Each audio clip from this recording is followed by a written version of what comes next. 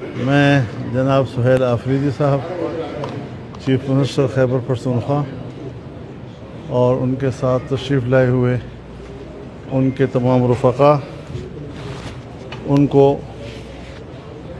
خوش آمدید کہتا ہوں۔ وہ تشریف لائے اور انہوں نے ہمارے اس مرکز کو عزت بخشی ہے۔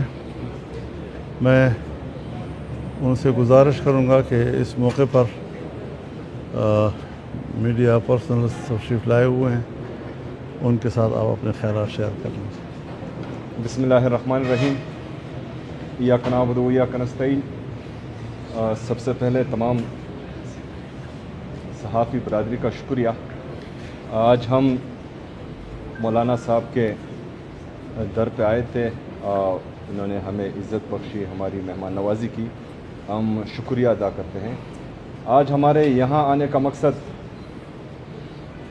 صوبائی حقوق، جتنے بھی ہمارے صوبے کے مسائل ہیں ان کے بارے میں تفصیلی بات چیت کرنا، ان پر اتفاق رائے پیدا کرنا، یہ ہمارا مقصد تھا۔ ان صوبائی حقوق میں سب سے پہلے ہمارا NFC کا جو شیئر ہے، جو مسلسل 8 سالوں سے خیبر پختونخوا کے ساتھ وفاق سوتیلی ماں جیسا سلوک کر رہا ہے، اور جو NFC شیئر ہر سال تقسیم ہوتا ہے وہ غیر آئینی ہے، کیونکہ آئین میں صاف صاف لکھا ہوا ہے کہ NFC کا شیئر وہ 4 صوبوں میں تقسیم ہوگا۔ 2018 میں جب 25ویں آئینی ترمیم آئی تو اس کے بعد ہمارا جو سابقہ فاٹا ہے وہ خیبر پختونخوا میں مرج ہوا۔ تقریباً یہ 60 لاکھ سے زیادہ آبادی ہے جو خیبر پختونخوا کے ساتھ مرج ہوئی۔ آج جو حق لاہور کے شہری کو مل رہا ہے، کوئٹہ کے شہری کو مل رہا ہے، کراچی کے شہری کو مل رہا ہے، اور پاکستان کے ہر ضلع کے شہری کو مل رہا ہے، ہمارے مرج اضلاع کے شہری کو وہ حق نہیں مل رہا۔ اس کا وہ حق تمام صوبے خیبر پختونخوا کے علاوہ آپس میں تقسیم کر رہے ہیں اور ہمیں وہ شیئر نہیں دے رہے۔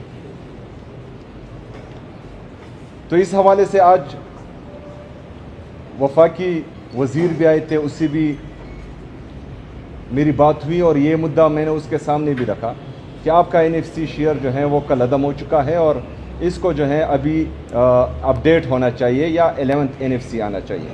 اس کے ساتھ ساتھ ہمارے جو مسلسل گندم کو روکا جا رہا ہے پنجاب کی حکومت کی طرف سے، اس پر بات چیت ہوئی۔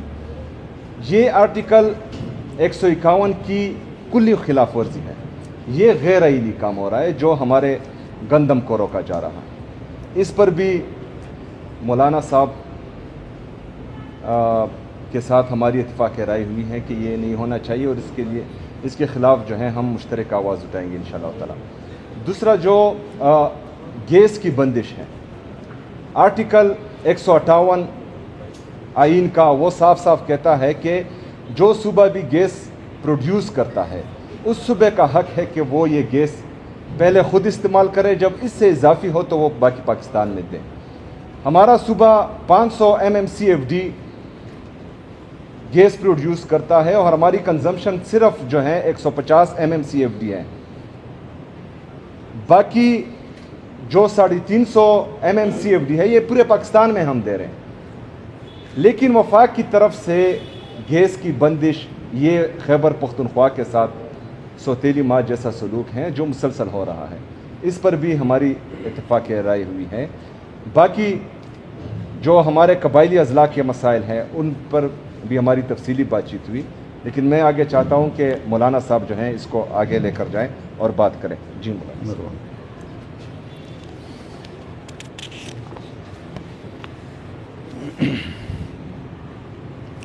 بسم اللہ الرحمن الرحیم، نحمدہ ونصلی علی رسولہ الکریم۔ سب سے پہلے تو میں ایک بار پھر جناب وزیر اعلیٰ صاحب کا اور ان کے وفد کا خیر مقدم کرتا ہوں اور شکر گزار ہوں کہ انہوں نے ہمارے جمعیت کے اس مرکز کو عزت بخشی۔ انہوں نے جن نکات کی بات کی ہے میرے خیال میں شاید گفتگو लंबी होने के खौफ से उन्होंने मुख्तसर करके बात की है। बहुत से नुकात पर इत्तिफाक राय है।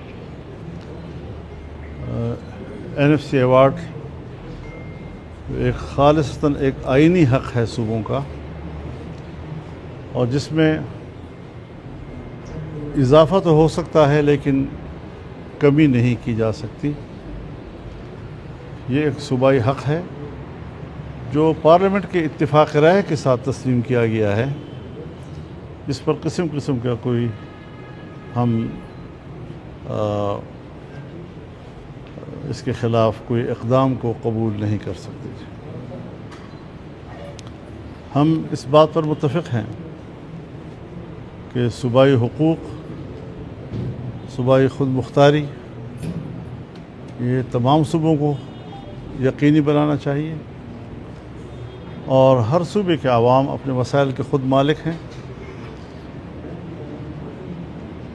कोई विफाक या विफाक के किसी सतह का कोई ताकतवर इदारा वो सूबे के आवाम के वसाइल पर कब्ज़ा करने, उसको अपने कब्ज़े में लेने और सूबे के आवाम को उसके मफादात से महरूम करने की इजाज़त नहीं दी जा सकती। इस पर हमारा इत्तिफाक है, और मैं तवक्को रखता हूँ कि खैबर पख्तूनख्वा की सूबाई हुकूमत वो सूबे के इस हक़ के लिए अपना भरपूर आइनी किरदार अदा करेगी।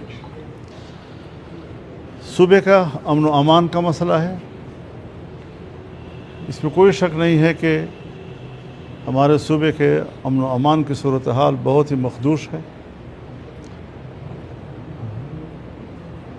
ख़ास तौर पर जनूबी अज़ला में जैसे हुकूमती रेट तक ख़त्म हो गई हो, और आम आदमी वो मुसल्लह ग्रोहों के रहम करम पर है। इस मसले को कैसे हल किया जाए, इसके अवामिल का क्या जायज़ा लिया जाए ताकि उनके अवामिल का ख़ात्मा हो और हम सूबे में अमन व करार के साथ ज़िंदगी गुजार सकें। हमने उनके सामने ये बात भी रखी है कि विफाक की सतह पर दीनी मदारस के रजिस्ट्रेशन का कानून पास हो चुका है। सूबे में उस कानून को मिनवान असम्बली से पास कराया जाए और उस पर अमल दरामद हो जिस तरह के कानून कहता है। हमारे जो कबाइल हैं, जिसे हम फाटा के इलाके से ताबीर करते हैं, हमने फाटा को सूबे में ज़म किया, लेकिन अमरन अब तक वो ज़म नहीं हो सका है। उनकी मुश्किलात में इजाफ़ा हुआ है, मुश्किलात में कमी नहीं हुई।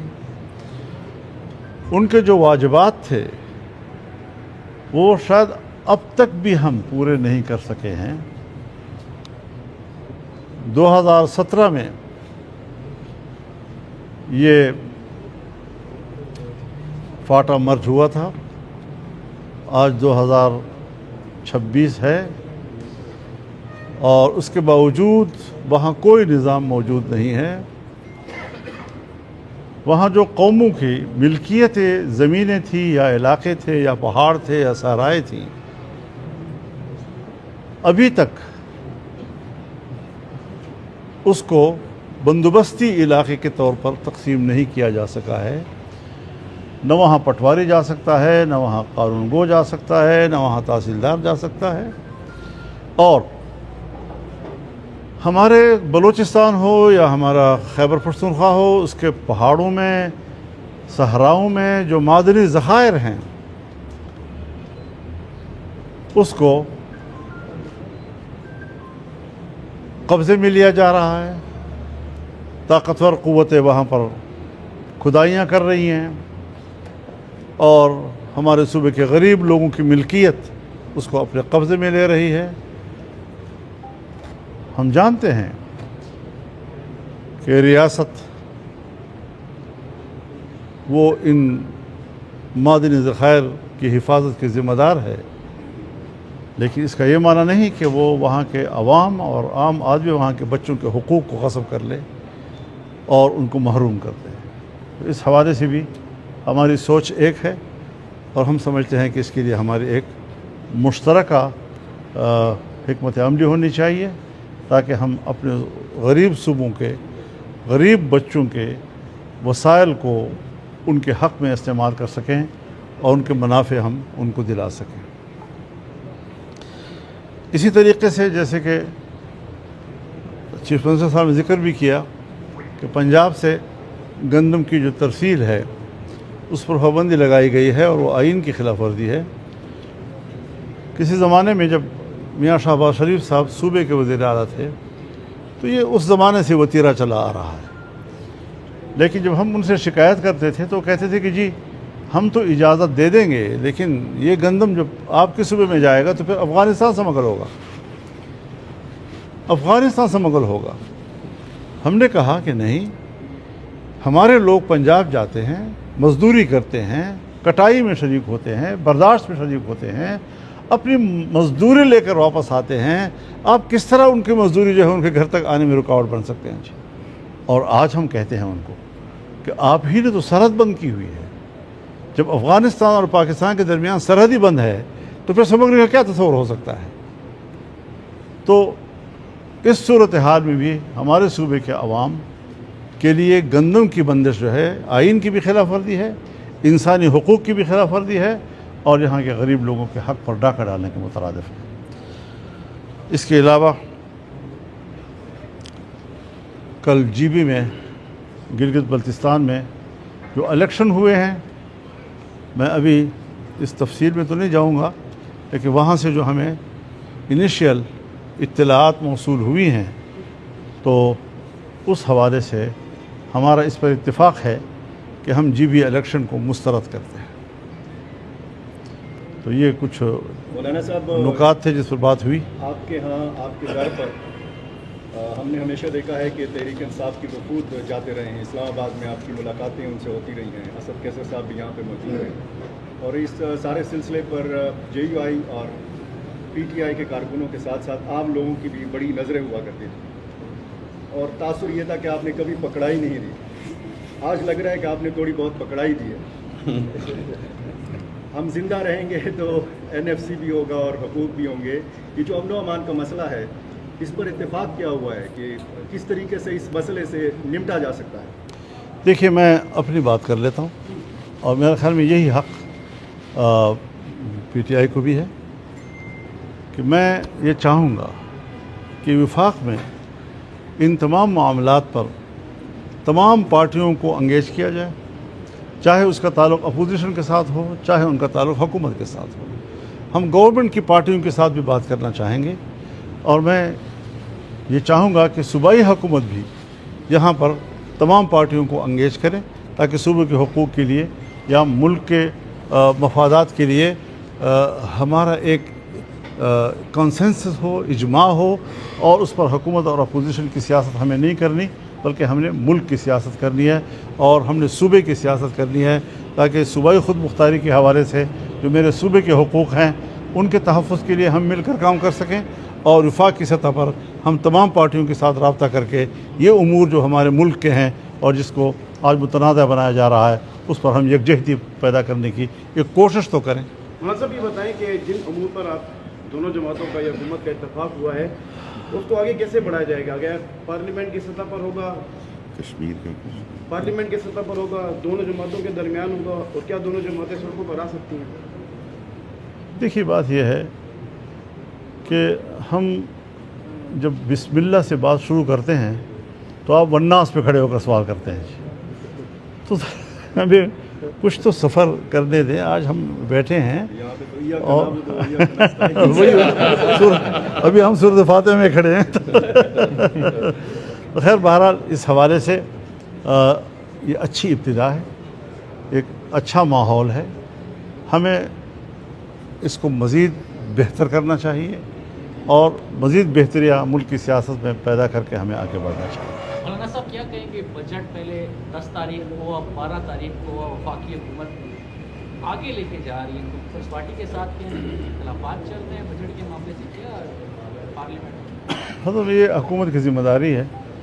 पहले हम सुन रहे थे 1 जून को पेश हो रहा है, फिर हम सुन रहे थे 5 को पेश हो रहा है, फिर हम सुन रहे थे 10 को पेश हो रहा है, आज आप कह रहे हैं 12 को पेश हो रहा है। अब इसमें हुकूमत की क्या मजबूरियां हैं उसका हमें इत्तला नहीं है, लेकिन बहरहाल कुछ तो है। सीफ साहब ये बताएं कि एक तो ये जो बजट के सूबाई बजट के हवाले से एक कन्फ्यूजन है, क्या आप बजट पेश करेंगे या खान साहब की रिहाई से मशरूत करेंगे। एक अहम नुक्ता मौलाना साहब ने यहाँ पर जिक्र किया कि इत्तेफाक हुआ है दीनी मदारिस की रजिस्ट्रेशन के हवाले से कानून साजी। क्या आप सूबाई असम्बली में ये बिल लाएंगे और कानून साजी करेंगे? देखें, सबसे पहले तो हाँ बिल्कुल हम कानून साजी के लिए बिल भी लाएंगे और इंशाल्लाह उसको सपोर्ट भी करेंगे। दूसरी बात जो आपने की है कि देखें ये बजट जो है ये खैबर पख्तूनख्वा के लोगों का हक है। खैबर पख्तूनख्वा के लोगों ने तीसरी दफ़ा जो है इमरान खान साहब को वोट दिया है, तो ये हमारा हक बनता है कि हम डिमांड करें कि जिन लोगों ने इमरान खान साहब को वोट दिया है तो कम से कम बजट उनके सामने पेश किया जाए, उनसे मशावरत की जाए। तो इंशाअल्लाह ताला ये जो हमने बजट बनाया है इमरान खान साहब के विजन के मुताबिक, तो हम ये भरपूर डिमांड पहले भी करते आ रहे हैं और इसके बाद भी करेंगे कि हम इमरान खान साहब के सामने ये पेश करेंगे। सिंह साहब ये बताएं कि मुसलसल असम्बली का इजलास मुलतवी किया जा रहा है और बजट भी तकरीबन 12 से 15 को हो गया है, तो तासर ये दिया जा रहा है कि जो अपने नाराज अरकान का ग्रुप है उसकी वजह से ये डीलिंग हो रहा है, का शिकार हो रहा है। देखिए आप ये 15 तक चले गए 15 तक चले गए आप। ये हम जब छोटे थे और हमारे वालिद साहब बाहर दुनिया में होते थे तो हम यहाँ से कॉल करते थे और थोड़ा सा नाराज़गी का इजहार करते थे, क्योंकि हमें पता होता था कि वो जब वापस आएंगे और थोड़ी नाराज़गी का इजहार करेंगे तो अपने साथ कुछ लाएंगे। तो बजट के माहौल में ये थोड़ी बहुत नाराज़गियाँ होती हैं, लेकिन इसका मतलब ये नहीं है कि लोग बगावत करें, बगावत नहीं करेंगे। बहुत शुक्रिया आपका।